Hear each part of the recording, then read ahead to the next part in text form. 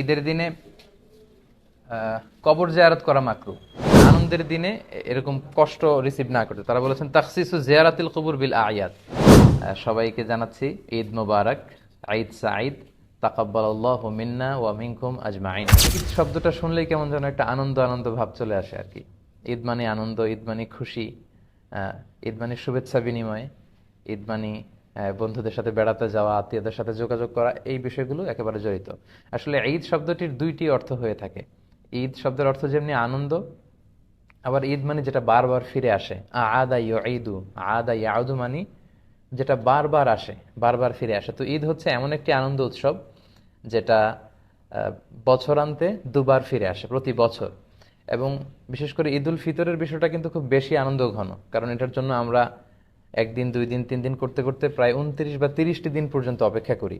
এজন্য বিষ্ণু ইসলাম বলেছেন যে লিসাইমি ফারহাতান, ফারহাতুন ইনদা ফিত্রি ওয়া ফারহাতুন ইনদা লিকাই রাব্বি। যারা সিয়াম পালন করে তাদের জন্য দুটি আনন্দের বিষয়। এক হচ্ছে তারা যখন 29 দিন বা 30 দিন রোজা রেখে তারপরে শাওয়ালের 1 তারিখে যখন তারা খাবার গ্রহণের মধ্য দিয়ে ঈদ পালন করে, এটা একটা আনন্দ। আর দ্বিতীয় আনন্দ in the day of judgement, আখেরাতে সে আনন্দের জন্য আমরা অপেক্ষা করছি, সেটা হচ্ছে ইনদা লিকাই রাব্বিহি, মিটিং উইথ আওয়ার লর্ড, আমাদের প্রভুর সাথে সাক্ষাৎ, আল্লাহর সাথে সাক্ষাৎ। তো এই দুটো আনন্দ, আগামীকাল একটা আনন্দ আমরা করব, আবার আল্লাহর সাথে যখন সাক্ষাৎ হবে সেটা হবে আমাদের জন্য, একজন প্র্যাকটিসিং বিলিভার, প্র্যাকটিসিং মুসলিমের জন্য সবচেয়ে বড় আনন্দ যে আমরা আমাদের স্রষ্টার সাথে সাক্ষাৎ করব। তো এই ঈদটা হচ্ছে আমাদের the biggest carnival and festival of Muslim community. মুসলিম বিশ্বের সবচেয়ে বড় উৎসব, আনন্দ উৎসব বলা যায়, ধর্মীয় উৎসব বলা যায়, সবচেয়ে বড় কার্নিভাল, সবচেয়ে বড় ফেস্টিভ্যাল। এর চেয়ে বড় কোনো উৎসব কিন্তু গোটা মুসলিম বিশ্বে আর দেখা যায় না। আগামীকাল দেখা যাবে যে প্রায় 56টি মুসলিম দেশের অধিকাংশ দেশই ঈদ সেলিব্রেট করছে। অল্প কয়েকটি দেশ হয়তো তার পরের দিন ঈদ সেলিব্রেট করবে। তো ঈদের এই আনন্দ বা ঈদ উদযাপনের ইতিহাসটা কোত্থেকে শুরু হলো, আমরা যদি সেখান থেকে একটু শুরু করি তাহলে মুসনাদে আহমদ ইবনে হাম্বালের একটা হাদিসকে কোট করা যায়। আনাস ইবনে মালিক রাদিয়াল্লাহু আনহু, খাদিম রাসূলুল্লাহ, তিনি বর্ণনা করেছেন যে রাসূল সাল্লাল্লাহু আলাইহি ওয়াসাল্লাম যখন মক্কা থেকে মাইগ্রেট করে মদিনায় আসলেন, এসে দেখলেন যে আউস খাজরাজের লোকেরা তারা বছরের 2টি দিনে খুব আনন্দ উৎসব করে, খেলাধুলা করে।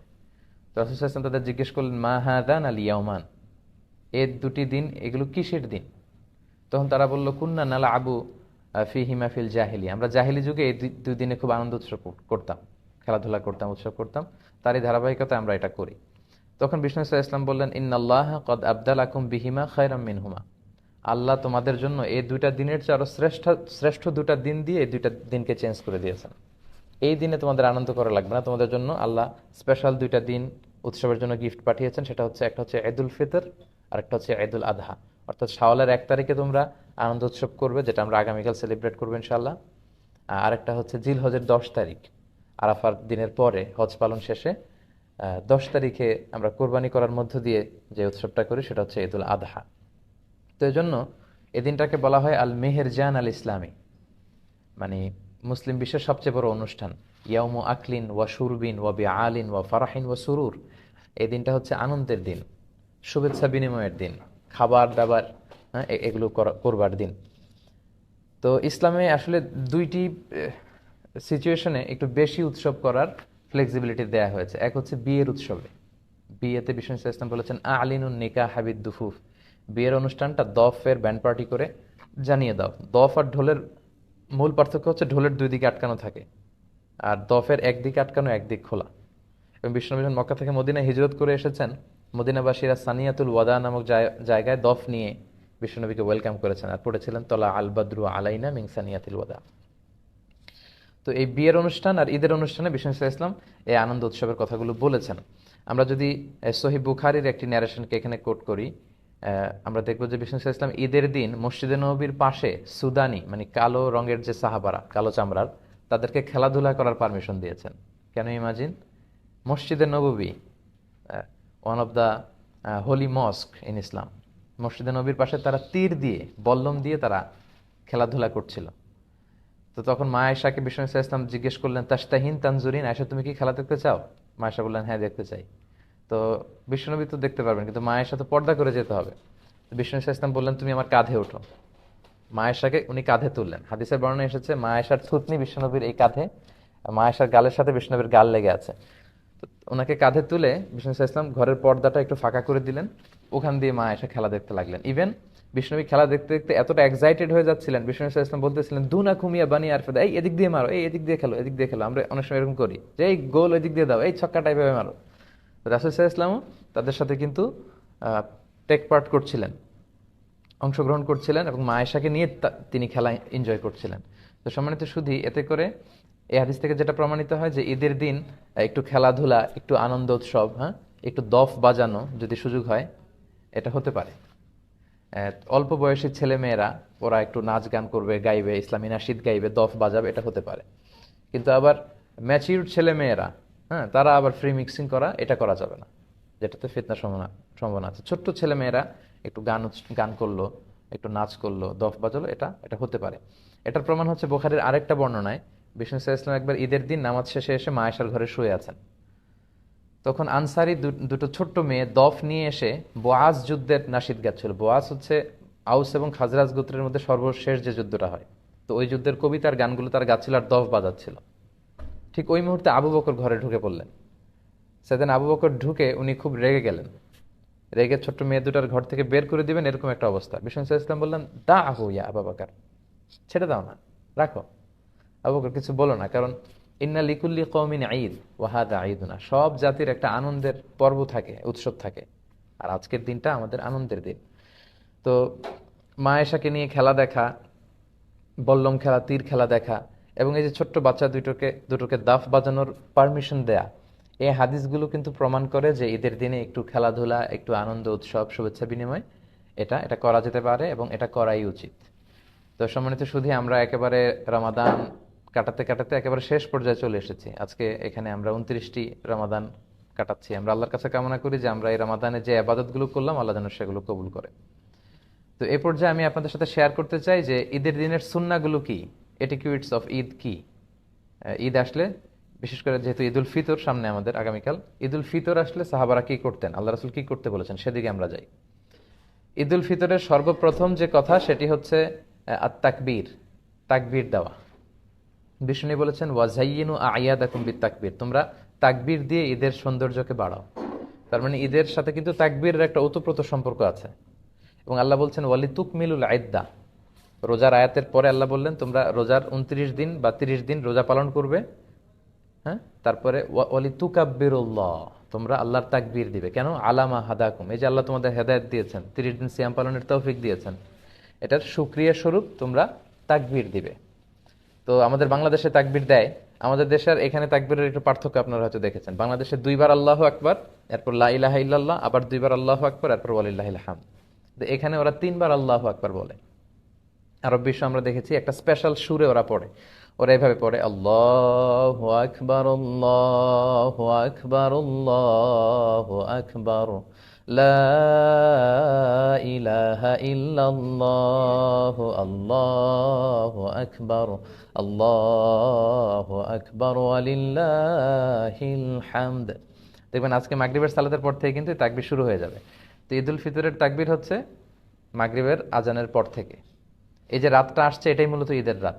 কালকে যে রাত এটা কিন্তু ঈদের পরের দিনের রাত, আরবিতে রাত আগে আসে।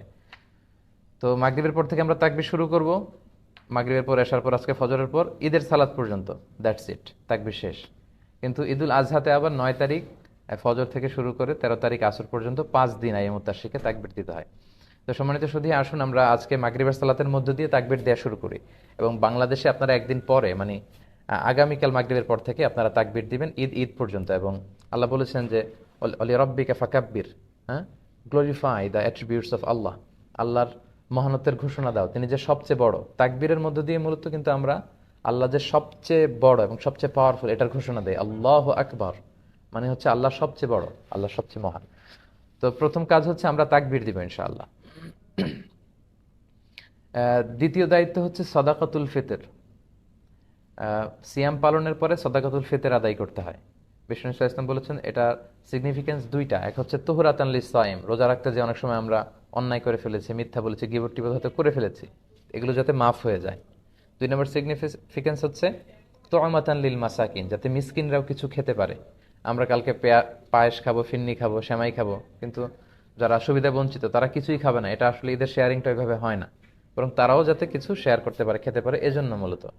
আর সম্মানিত শুধু এটা অবশ্যই, এটা ডেডলাইন হচ্ছে আগামীকাল ঈদের নামাজ। ঈদের নামাজের আগে আপনাকে পে করতে হবে। ঈদের নামাজের পরে দিলে কিন্তু সাদাকাতুল ফিতরের সওয়াবটা আর হয় না। বিষ্ণু বলেছেন, মান আদ্দাহা কাবলা সালাত ফাহিয়া যাকাতুন মাকবুলা। যারা ঈদের সালাতের আগে এই সাদাকাতুল ফিতরটা দিয়ে দিল, এটা কিন্তু অ্যাকসেপ্টেড একটা সাদাকাতুল ফিতর হবে। ওমান আদ্দাহা বা'দা সালাত, আর ঈদের সালাতের পরে যদি সাদাকাতুল ফিতর আপনি দেন, তাহলে ফাহিয়া সাদাকাতুম মিনাস সাদাকাত, এটা নরমাল চ্যারিটি হবে, আপনি সাদাকাতুল ফিতরের সওয়াব পাবেন না। এজন্য ঈদের সালাতের আগে আমরা এটা আদায় করব। মালয়েশিয়াতে 7 রিঙ্গিট সর্বনিম্ন, বাংলাদেশে মনে হয় 70 টাকা সর্বনিম্ন, সর্বোচ্চ 2310 টাকা। খাবার দিয়ে দিতে বলেছেন বিষ্ণু ঈসা ইসলাম।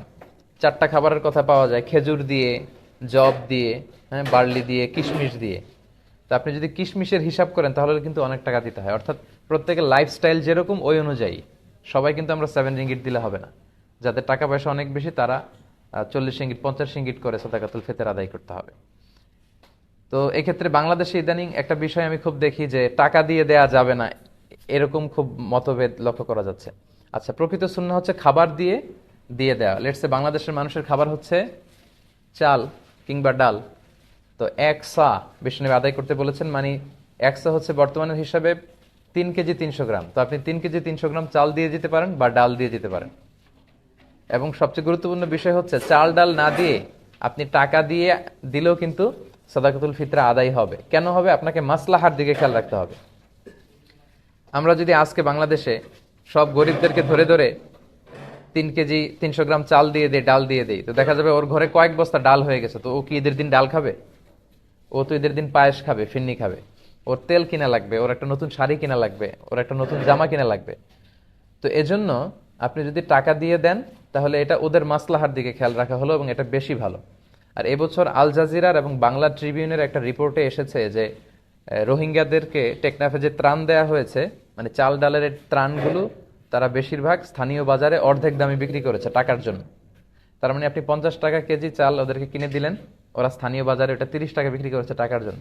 কারণ চাল আর ডাল তো খাবে না, ওদের তো মাঝে মাঝে ফল ফ্রুট খাওয়া লাগবে, ওদের হয়তো শীতের সময় একটা শাল কিনা লাগবে, জ্যাকেট কিনা লাগবে। এজন্য স্কলাররা বলেছেন আপনি টাকা দিয়েও সাদাকাতুল ফিতর আদায় করতে পারেন, এবং মাসলাহা মানে welfare of the poorer section of the society, গরিবদের দিকে যদি আপনি খেয়াল করেন তাহলে টাকাটাই বেশি ভালো।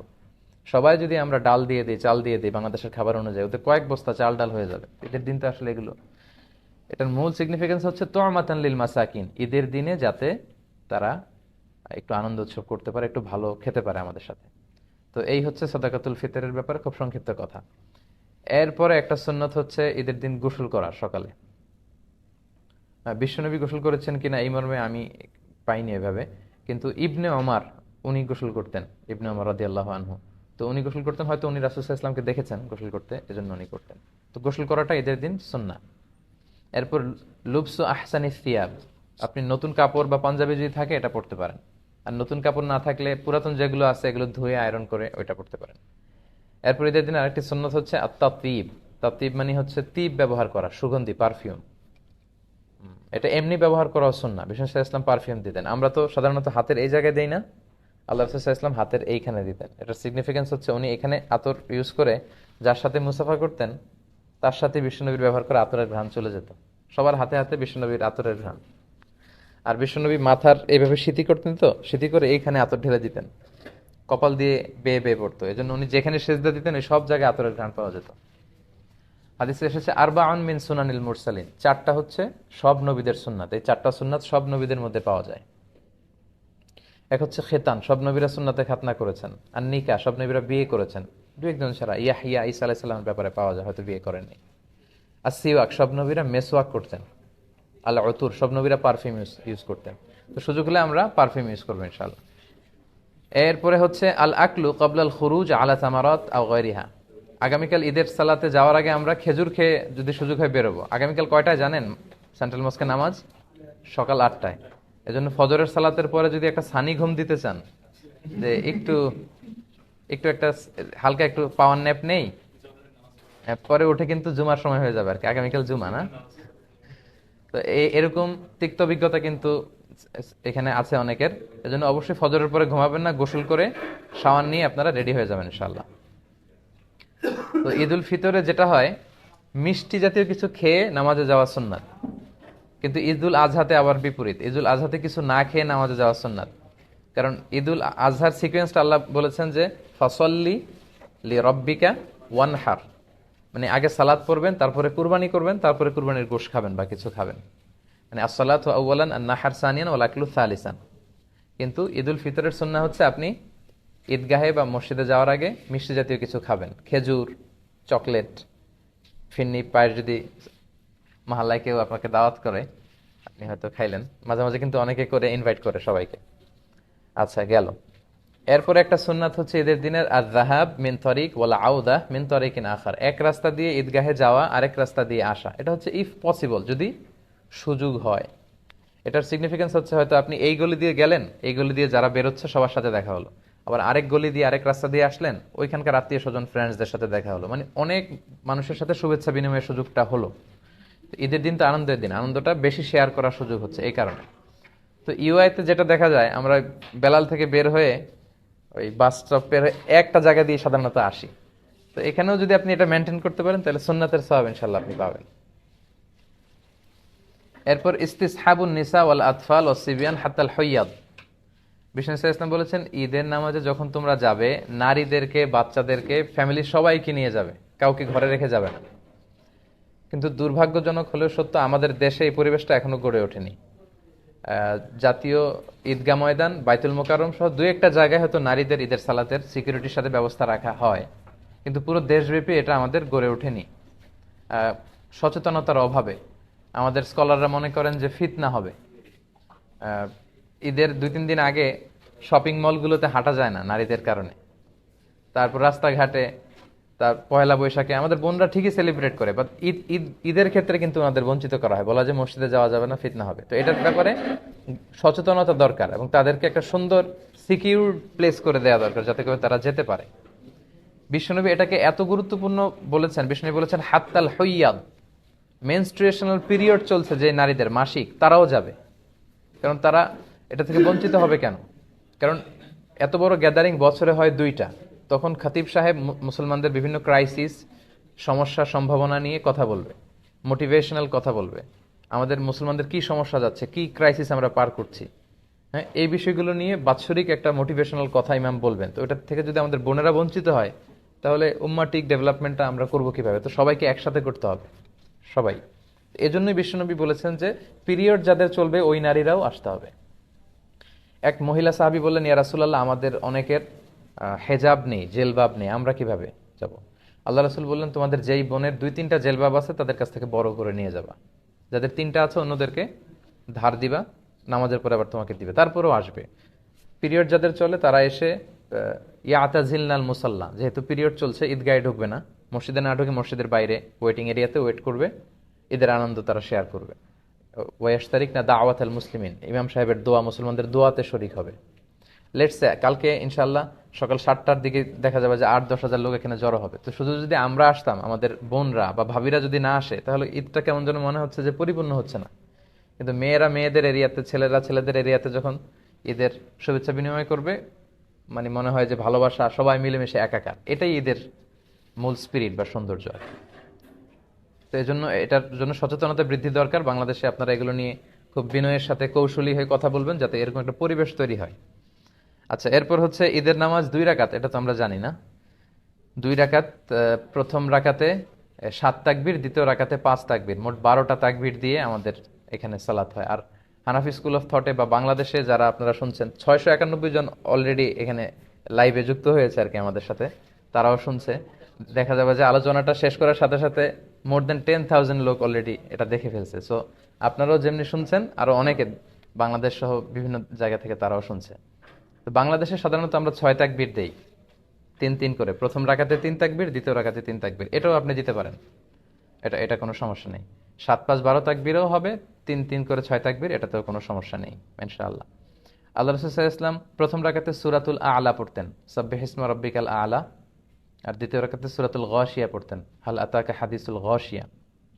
তবে এটা ম্যান্ডেটরি না, এটা অপশনাল। ইউএতে আমি যতবার সালাত পড়েছি সাধারণত ইমাম এই দুইটা সূরা দিয়ে পড়েছে। তারপর অনেক স্কলাররা বলে কোনো নির্দিষ্ট নামাজের জন্য নির্দিষ্ট সূরা ফিক্স করে দেয়া মাকরু। তো এটার ব্যাপারে বিভিন্ন ধরনের কথা আছে, তবে আপনি চাইলে পড়তে পারেন, আল্লাহ রাসূল যেহেতু পড়েছেন। আচ্ছা, আরেকটা ভিন্ন বিষয়, এটা হয়তো অনেকের জানা নাই কিন্তু একটু শেয়ার করার প্রয়োজন আমি মনে করছি। আমাদের মালয়েশিয়াতে যেহেতু ইনশাআল্লাহ হোপফুলি আজকে চাঁদ দেখা গেলে আগামীকাল ঈদ, তো আগামীকাল কিন্তু আবার জুমাবার, তাই না? সকালে একটা গ্যাদারিং, দুপুরে আরেকটা গ্যাদারিং। তো বিষ্ণু ইসলাম বললেন লা ইয়াজতামিউ ঈদান ফি ইয়ামিন ওয়াহিদ, একদিনে দুই ঈদ হয় না, মানে একদিনে দুইটা গ্যাদারিং আমাদের জন্য কষ্ট হয়ে যাবে। এজন্য বিষ্ণু ইসলাম বলেছেন জুমার দিনে যদি কখনো ঈদ হয় আর ঈদের নামাজে যদি কেউ অংশগ্রহণ করে তখন জুমার নামাজটা তার জন্য আর ওয়াজিব থাকে না, ওটা সুন্নাহ হয়ে যায়। রুকসা দিয়েছেন, ফ্লেক্সিবিলিটি আছে আর কি। লেটস সে আগামীকাল সকাল 7টায়, এই 7টার সময় সকালে 8-10 হাজার মানুষ এখানে অ্যাসেম্বলি করবে, এটা কি অন্য কোনো দিন সম্ভব ছিল? ঈদের কারণে সব স্কেজিউল আকপিস করে সবাই এখানে জড়ো হবে। আবার ঠিক দুপুর 12টায় এই 10-15 হাজার লোক আবার একত্রিত হওয়াটা কিন্তু আসলেই অনেকের শিডিউলের সাথে কষ্টকর। এজন্য বিশ্বনবী এখানে ছাড় দিয়েছেন যে ঈদের সালাতে কেউ অংশগ্রহণ করলে ফামান আরাদা ইয়াতি ফালিয়াতি ওমান আরাদা ইয়াতাখাল্লাফ ফালিয়াতাখাল্লাফ। সাহাবারাও যখন জুমার দিনে ঈদ পেতেন তারা ঈদের নামাজের পরে এই ঘোষণাটা দিতেন। তবে জুমার সালাত যেহেতু অনেক গুরুত্বপূর্ণ একটা সালাত, এবাদত, অনেক ভার্চু আছে এর মধ্যে, তো আমরা ইনশাল্লাহ শরিক হব। তবে আপনাদের যদি কারো কোনো খুব জরুরি কাজ পড়ে যায় এই ফ্লেক্সিবিলিটি চাইলে কেউ গ্রহণ করতে পারবেন। এরপর হচ্ছে আল ইস্তিমতা ইলাল খুতবা বা'দা সালাহ, সালাতের পরে খুতবা শোনা। একটা খুতবা হয়, এই খুতবাটা শোনাও জরুরি। আর এই খুতবাগুলোকে আরো কনস্ট্রাকটিভ ওয়েতে, আরো ইফেক্টিভ ওয়েতে করা দরকার। যেটা আমি বলছিলাম যে বছরের the biggest carnival and festival of Muslim উম্মাহ, প্রায় 56টা দেশ একসাথে এইটা সেলিব্রেট করবে। সো আমাদের মুসলমানদের ক্রাইসিস, আমাদের সম্ভাবনা, আমাদের সমস্যা, এই সবগুলো কিন্তু জুমার খুতবায় একজন খাতিব ইনস্ট্রাক্ট করবে তার সারমনে। সো এটাকে এই স্পিরিট থেকে নিয়ে যদি আমরা খুতবাগুলো কাজে লাগাই তাহলে কিন্তু সচেতনতাও বাড়বে, কারণ এত মানুষের গ্যাদারিং আসলে এত সহজে পাওয়া যায় না। এজন্য আমরা জুমার খুতবা শোনার চেষ্টা করবো ইনশাল্লাহ। এটা শোনা হচ্ছে সুন্নাহ। আচ্ছা, খুতবার পরে কি হয়? কোলাকুলির পর্ব। আচ্ছা, খুতবার পরে হচ্ছে শুভেচ্ছা বিনিময়। সাহাবারা শুভেচ্ছা বিনিময় করার ক্ষেত্রে ওনারা পড়তেন তাকাব্বালাল্লাহু মিন্না ওয়া মিনকুম আজমাইন, আল্লাহ আমার থেকে, তোমার থেকে, আমাদের সবার থেকে কবুল করে নিক। কি কবুল করে নিক? এই যে 29টা বা 30টা রোজা যে রাখলাম, এবাদত করলাম, কিয়ামুল লাইল করলাম, কোরআন খতম করলাম, এসব এবাদতগুলো আল্লাহ কবুল করে নিক। সহিহ সুন্নায় এই দোয়াটা পাওয়া যায়, এটা আমরা বলতে পারি। এটা ছাড়াও আমাদের দেশে আমরা যেটা বলি ঈদ মুবারক, এটাও অনেক সুন্দর। আরব বিশ্বে বলে ঈদ সাঈদ। হ্যাঁ, তোমার দিনটা, ঈদটা শুভ হোক, আনন্দময় হোক, এদের মতো অনাবিল সুখ শান্তিতে সারা বছরটা তোমার কাটুক। এগুলো যে আমরা বলি কুল্লা আম ওয়া আনতুম বিখাইর, এটাও বলা যাবে। এক্ষেত্রে ইদানিং অনলাইনে দেখি অনেকেই বলে যে তাকাব্বালাল্লাহু মিন্না ওয়া মিনকুম ছাড়া কিছু বলা যাবে না। না, এত রিজিড হওয়াটা আসলে ঠিক না। খেয়াল রাখবেন, একটা হচ্ছে রিলিজিয়ান আর একটা হচ্ছে কালচার। ধর্ম আর কালচার দুইটাকে গুলিয়ে ফেলা যাবে না। আল ইসলামু লা ইয়ামনাউ আনিল আখযি আন আইয়ি শাইইন জাদিদ মা লাম ইখালিফ রূহাদ-দ্বীন। কোন দেশের তাদের ব্যক্তিগত কালচারে যদি কোনো ভালো জিনিস থাকে, ইসলাম সেটাকে উঠিয়ে দেয় না, ওটাকে এপ্রিসিয়েট করে। সো আমাদের বাঙালি মুসলমানদের কিছু আলাদা কালচার থাকতে পারে, যেটা হয়তো চায়নার উইগুর মুসলিমদের সাথে মিলবে না। চায়নার মুসলিমদের সাথে হয়তো মালয় মুসলিমদের অনেক ব্যক্তিগত কালচার থাকতে পারে, দেশীয়, এটা হয়তো মিলবে না। ইউরোপের মুসলমানদের হয়তো তাদের লোকালিটিতে কিছু কালচার থাকতে পারে, এটা হয়তো আমাদের সাথে যাবে না। এই সবগুলো কালচার যদি ইসলামের সাথে কন্ট্রাডিক্ট না করে আমরা এগুলো নিতে পারি। আমাদের বাংলাদেশে ঈদ মুবারক বললে আমরা যে ভালোবাসাটা আসে, অন্য কোনো শব্দ দিয়ে আমরা এটা বলতে পারবো না। মানে ঈদ আসবে, ঈদ মুবারক বলবো না, এটা অসম্ভব। সো ঈদ মুবারক, ঈদ সাঈদ, এই জাতীয় যে কোনো সুন্দর সুন্দর শুভেচ্ছা বানিয়ে আপনি শেয়ার করতে পারেন, এতে কোনো সমস্যা নেই ইনশাআল্লাহ। আচ্ছা, শুভেচ্ছা বিনিময়ের ক্ষেত্রে সালাম দেয়া, মুসাফা করা, মুআনাকা করা, বুক মিলানো, এগুলো আমরা করতে পারি ইনশাআল্লাহ। কালকে দেখা যাবে যে একেবারে হিরিক পড়ে যাবে কোলাকুলির। তো এখানে একটা গ্যাদারিং হচ্ছে, ওইখানে যতগুলো গ্যাদারিং পান ওখানে অংশগ্রহণ করে কোলাকুলি করা, শুভেচ্ছা বিনিময় করা। আর ফটো সেশনের কথা তো বলে লাভই নাই, ব্যাপক চলবে আর কি, সেলফি সেশন ইনশাআল্লাহ। আচ্ছা, এরপর অনেক স্কলাররা বলেছেন যে ঈদের দিনে কবর জিয়ারত করা মাকরুহ।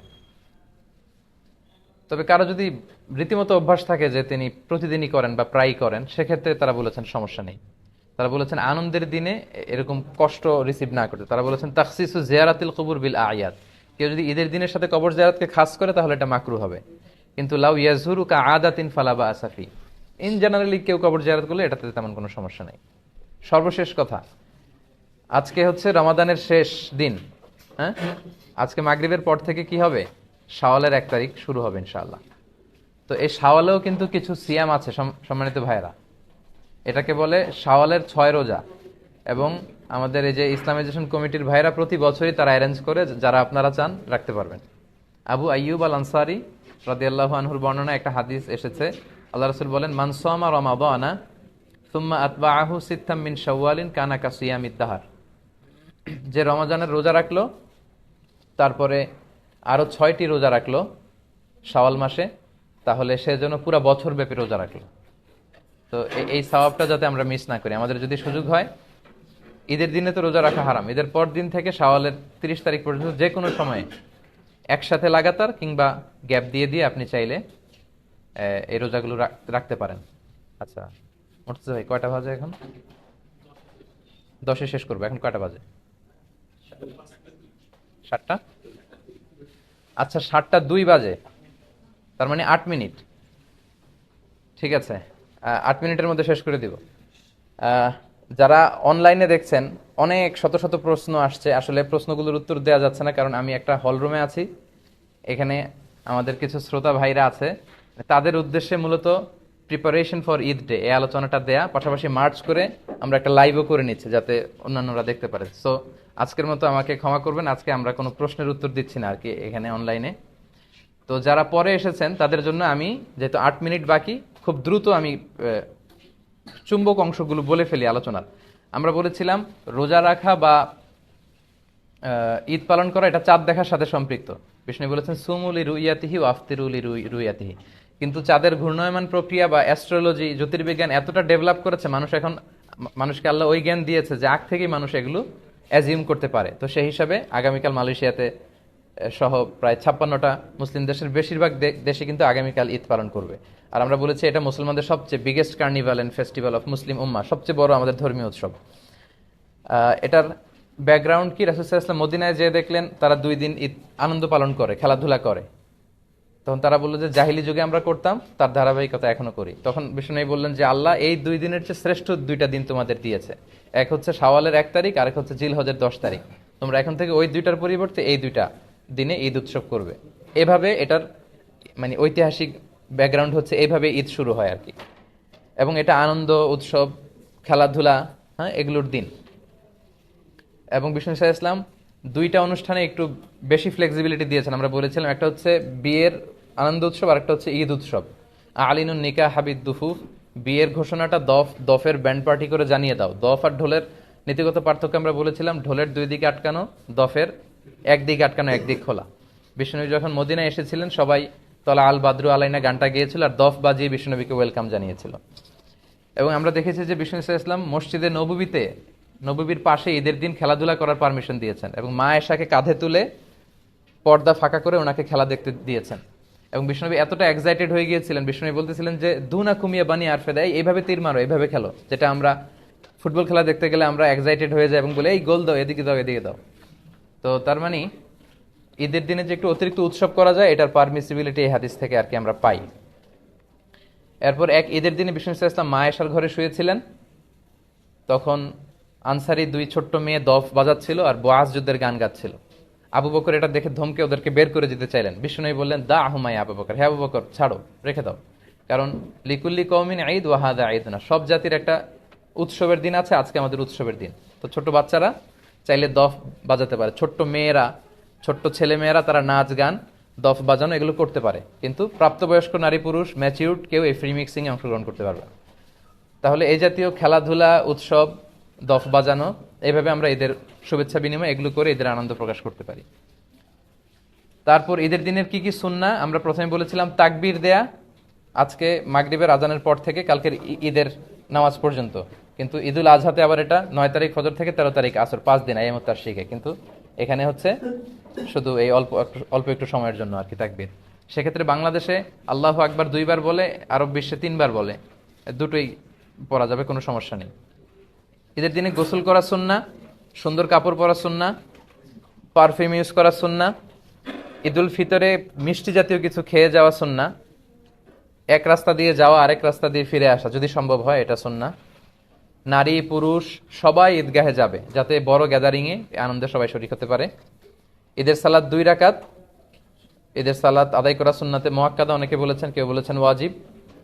তবে পার্থক্য হচ্ছে অতিরিক্ত 12টা তাকবীর দিতে হয়, প্রথম রাকাতে 7টা, দ্বিতীয় রাকাতে 5টা, কিন্তু হানাফি স্কুল অফ থটে 3টা করে 6টা। আর জুমার দিনে যদি ঈদ হয়, জুমার নামাজের ক্ষেত্রে রুখসাত দেয়া হয়েছে, পড়াটা ভালো না, কেউ না পড়লেও তেমন কোনো সমস্যা হবে না। ঈদের খুতবা শোনা সুন্নাহ, আর খুতবাটাকে আরো কনস্ট্রাকটিভ ওয়েতে দেওয়া উচিত। শুভেচ্ছা বিনিময় করা সুন্নাহ, সাহাবারা দেখা হলে বলতেন তাকাব্বালাল্লাহু মিন্না ওয়া মিনকুম, আল্লাহ তোমাদের আমাদের সবার আমলগুলো কবুল করুক। অনেক স্কলাররা বলেছেন ঈদের দিনে কবর জিয়ারত করা মাকরুহ। আর সর্বশেষ আমরা বলেছিলাম শাওয়ালে 6টা রোজা রাখা সুন্নাহ। রমজানের রোজার পরে যদি কেউ শাওয়ালের 6টা রোজা রাখে, তাহলে সারা বছর রোজা রাখলে যে সওয়াব হয় এ সওয়াব আল্লাহ তাদেরকে দান করে। তো এই ছিল প্রিপারেশন ফর ঈদ ডে, এই বিষয়ের উপর আমার সংক্ষিপ্ত আলোচনা। আর যারা সময় নিয়ে শুনলেন তাদেরকে শুকরিয়া। আর অনলাইনে যারা আলোচনাটি শুনেছেন আপনারা শেয়ার করে দিয়ে ঈদের ব্যাপারে সচেতনতা বৃদ্ধি আপনারা করতে পারেন। আপনারা সবাই ভালো থাকবেন, সুস্থ থাকবেন। সবাইকে আবারও অগ্রিম ঈদের শুভেচ্ছা জানিয়ে শেষ করছি। ঈদ মুবারক, ঈদ সাঈদ, কুল্লা আম ওয়া আনতুম বিখাইর, তাকাব্বালাল্লাহু মিন্না ওয়া মিনকুম আজমাইন। আসসালামু আলাইকুম ওয়া রাহমাতুল্লাহি তাআলা ওয়া বারাকাতুহু।